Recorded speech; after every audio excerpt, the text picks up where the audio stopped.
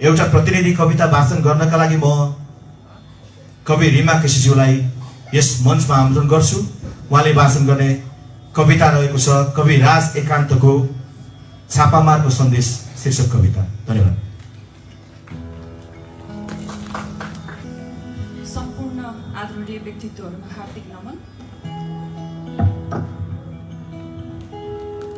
मैले वाचन गर्ने कविताको शीर्षक छ छापामारको सन्देश।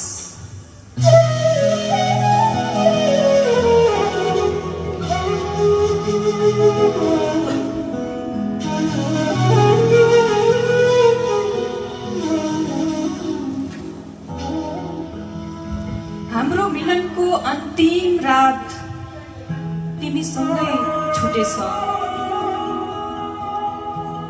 हँसिया र हतौडा अंकित रातो रुमाल जो म तिमीलाई वर्षौं पहिले उपहारमा दिन चाहन्थे। अबको ठीक 9 महिनामा जन्मिनेछ छोरा।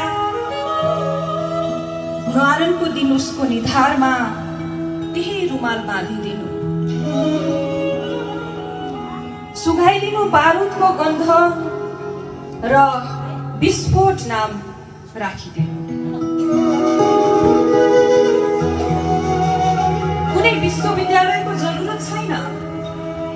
उसलाई किसानहरू चिनाइदिनु र चिनाइदिनु हलोले जमिनमा लेख्ने अक्षरहरू।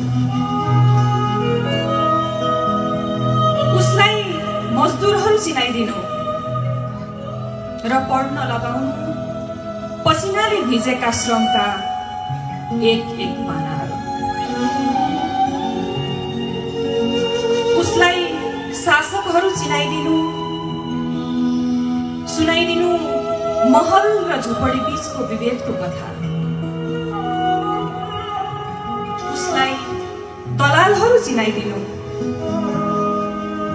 चिनाइदिनु श्रम शोषक ठेकेदारहरू पनि, ताकि उसले प्रश्न गरोस् कसको पसिनाले बाँचिरहेछन् यिनीहरू उत्तर आधुनिक जीवनशैलीमा।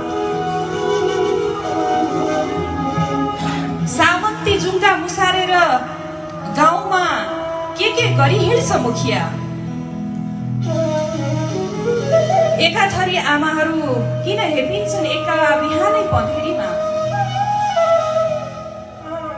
यति भए ग्रस्त किन बाँचिरहेछ यो समाज। उसलाई सवालहरू चिनाइदिनु। निश्चित रहनु 16 वर्ष पुग्नु अगावै उसले बुझिसकेको हुनेछ कि न्वारनको दिन निधारमा बाँधिदिएर रातो रुमाल किन उसको नाम विस्फोट राखियो।